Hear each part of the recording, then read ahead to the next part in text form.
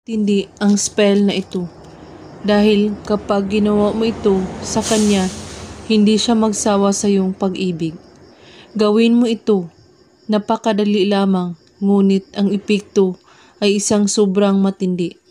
Ang una mong gagawin ay linisin mo ang iyong isipan, pakalmahin mo ang iyong katawan, at subukang tanggalin ang kahit anong sagabal o babag sa iyong isipan. At kailangan mo itong gawin sa bilog ng buwan at sa madilim na kwarto mo.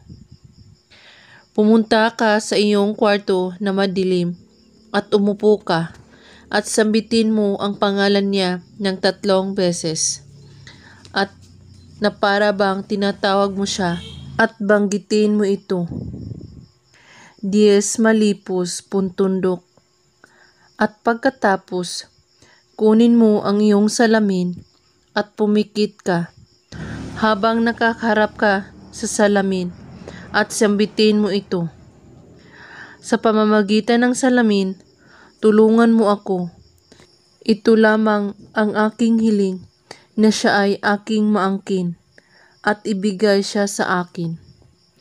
At ito ang aalay ko, tanggapin mo.